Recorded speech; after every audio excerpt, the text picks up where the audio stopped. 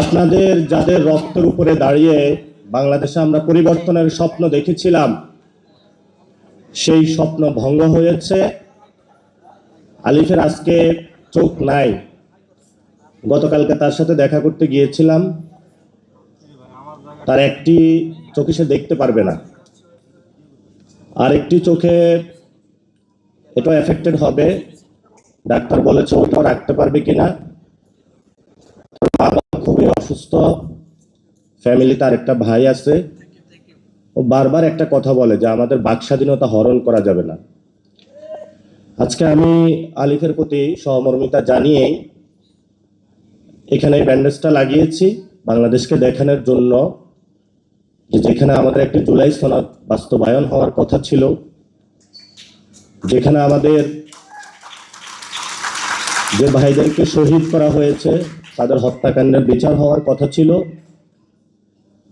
যাদের হাত কেড়ে নেওয়া হয়েছে, পা কেড়ে নেওয়া হয়েছে, চোখ কেড়ে নেওয়া হয়েছে, সেই মানুষগুলোর সুচিকিৎসা হওয়ার কথা ছিল, যে ফ্যামিলিগুলো ক্ষতিগ্রস্ত হয়েছে তাদের ক্ষতিপূরণ পাওয়ার কথা ছিল, যেখানে একটা ইউনিটির কথা ছিল, সেখানে অনেকেই পকেটে নিয়ে টাকা নিয়ে হাঁটছে যে জুলাই শহীদ ফ্যামিলি বা আহতদেরকে টাকা দিয়ে ক্রয় করবে।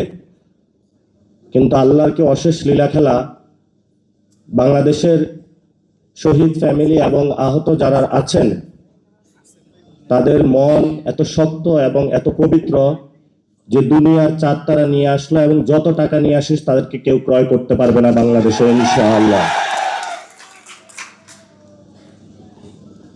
আপনারা জানেন আমাদের 2026-এ এসে যে লড়াইটি, এক নাম্বার হলো বাংলাদেশের 70% মানুষ রায় দিয়েছে যে গণভোটের, সেখানে আমরা দেখেছি যে জুলাই সনদ বাস্তবায়নের পক্ষে।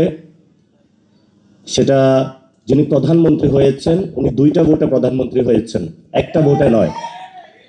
ফলত একটা ভোট মানবেন, আরেকটা ভোট যদি না মানেন তাহলে আমরা ভবিষ্যতে আপনাকে অবৈধ প্রধানমন্ত্রী বলবো।